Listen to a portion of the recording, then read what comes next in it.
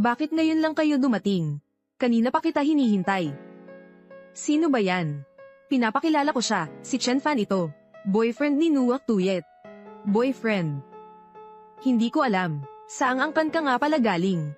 Ang laki ng pagbabago ng itsura mo, ano? Ang angkan ng mga trans sa kabisera. Yung pinakamayamang angkan. Oo naman. Hoy, binata, huwag ka nang maghambog dyan. Kung wala kami rito, lilipad ka na sa langit. Kung ayaw mong maniwala, bahala ka. Tigil. NHUC Tuyet. Matagal mo nang gustong makita akong magpana, di ba? Susundin ko ang iyong kahilingan ngayon.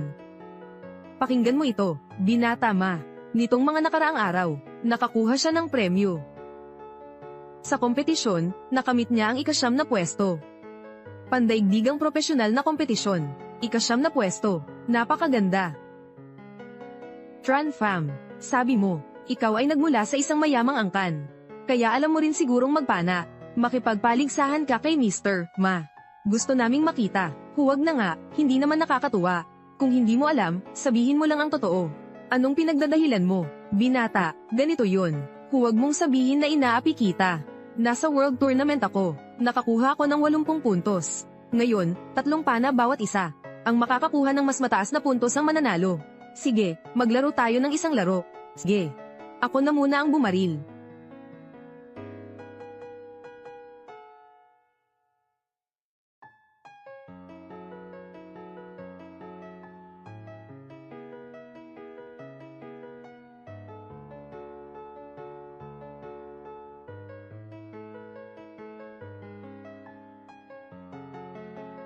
Nako, 10 puntos yun. Yan ang gawin ng isang champion. Ano kaya to?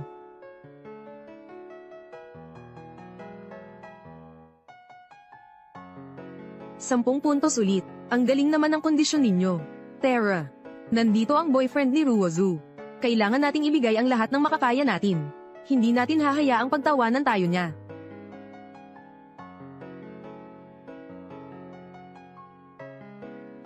Natalo ka na. Chen Fan, huwag mo akong mapahiya. Huwag kang mag-alala. Ang talento ko ay ang pagsakay sa kabayo at pagpana. Pasensya na, kaunting alam ko lang. Anong ginagawa mo? Huwag kang basta-basta magpapaputok.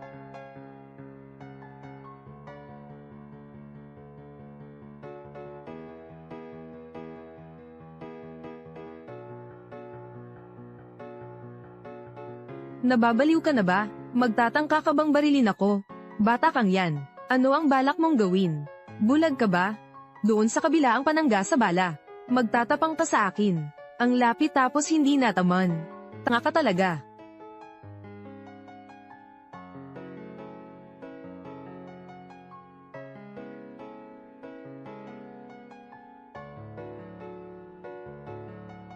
Mas maganda na ba ang itsura nito?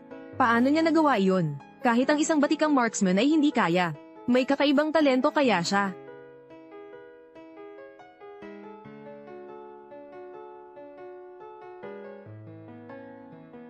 Mas maganda na ngayon, tingnan mo. Diretso sa puso. Ang cute-cute naman. Hindi pa nga siya kumikilos. Ang batang ito, marunong siyang manligaw ng babae. Nako, ang romantiko naman niya. Tigilan mo na nga yan. Marunong ka bang magpana? Ang mga bagay na ito ay nakakasawa na. Mas mabuting tapusin na natin ito agad. Huwag ka nang maghanap ng dahilan. Wala na kaming pasensya. Mukhang gusto mong paantalahin ang oras. Si Mr. Ma ay nagpaputok ng 3 palaso. At pindutin ang 10-point box ng 3 beses. Halos perpektong puntos. Ano pa ang paraan mo para manalo? Sumuko ka na. Anong silbi ng mga kalokohang yan? Anong mapapala mo? Sa huli, kakailanganin pa rin nating paglabanin ang ating mga kakayahan. Pakinggan mo to. Mula pagkabata hanggang sa paglaki, ang natanggap kong edukasyon ay pawang pinakamahusay. Ano ba ang mayroon ka para mapantayan ako? Ama. Sa aking palagay, kanina lang, sadyang swerte lang iyon. Tiyak na gumamit siya ng pandaraya para manloko. Kaya mong lokohin ang mga batang babae, pero gusto niyo pa kaming lokohin. Huwag na kayong mangarap pa. Marunong ka bang magpana? Kung hindi, susuko na tayo. Hindi naman nakakahiya iyon.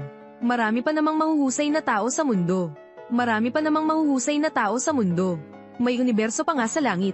Ngunit ang talento ko ay ang napakalawak na sansinukob.